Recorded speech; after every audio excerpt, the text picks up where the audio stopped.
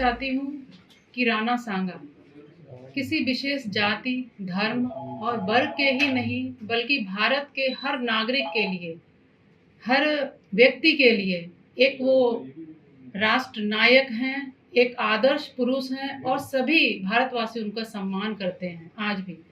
और उनके लिए इस तरह की टिप्पणी या इस तरह का अपमान किसी को भी बर्दाश्त नहीं होगा।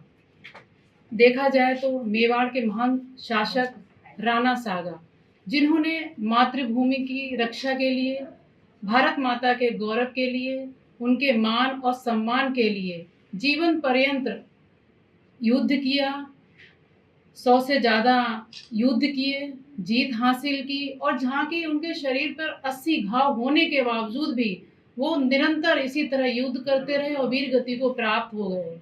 आज हमारे देश का हर नागरिक, बच्चा उनसे प्रेरणा लेता है मातृभूमि की रक्षा के लिए।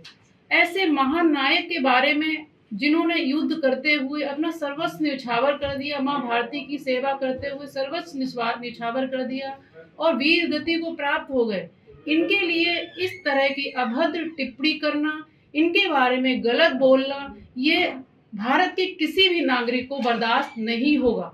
जिस तरह से राज्यसभा सांसद माननीय रामजी लाल सुमन जी के द्वारा जो बोला गया है, उनके लिए बड़े हल्के शब्दों का, बड़े ही गलत शब्दों का प्रयोग किया गया है, जिससे कि हर देशवासी को हर्ट हुआ है ये वर्ड जो उनके लिए यूज किया गया है। मेरा मानना है कि इस तरह की मानसिकता वाले लोग कहीं ना कहीं तुष्टीकरण की राजनीति को लेकर उनको टारगेट बना रहे हैं, तो इस तरह से नहीं करना चाहिए, क्योंकि उनको इस जो गलत वर्ड यूज किया गया उनके लिए, उसके लिए इनको जनता जनार्दन से माफ़ी मांगनी चाहिए। नहीं तो जनता कभी इनके द्वारा ये गलत शब्दों का जो प्रयोग किया गया है, जनता कभी इनको माफ नहीं करेगी। मैडम, रामलाल सुमन जी ने बिल्कुल मना कर दिया कि माफ़ी नहीं मांगी जाएगी, आगे की क्या रहेगी? एक्चुअली ये इनका तुष्टीकरण की वही राजनीति है, इसके रखते हुए ये माफ़ी नहीं मांगने की बोल रहे हैं। मेरा मानना ये है, अगर गलती हुई है तो माफ़ी मांग के यही मैटर को ख़त्म किया जाना चाहिए, क्योंकि ये जो हमारे देश का मामला है, देश में अराजकता फैलेगी, लोगों में विरोध होगा और लोगों में लड़ाइयाँ होंगी, तो ये गलत नहीं है। क्योंकि गलत होगा, हम लोग चाहते हैं कि हमारे पूर्वज थे या राणा सांगा थे या जो भी थे, उनका यही एम था कि हमारा भारत आगे बढ़े, हमारा भारत विश्व गुरु बने, एक विकसित राष्ट्र बने। अगर उस परिकल्पना को हमें साकार करना है तो वो हम सबको एक होके मिलकर और विकसित भारत के लिए कार्य करना होगा।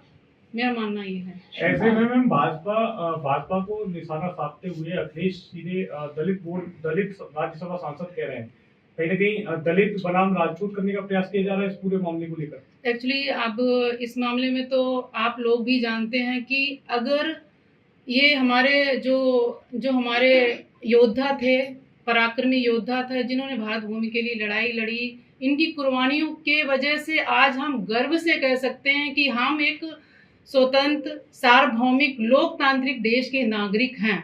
ये हमें मानना पड़ेगा। ऐसा नहीं है विशेष जाति वर्ग की कोई इसमें बात नहीं है।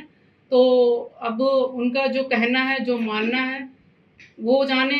सबसे पहले तो हम लोग एक देश के नागरिक हैं और हम सबको देश के लिए जो गलत किसी ने हमारे योद्धाओं के लिए, हमारे राष्ट्र नायक के लिए गलत बोला है, तो उसके लिए तो माफ़ी मांगनी चाहिए। नहीं मांगेंगे तो ये गलत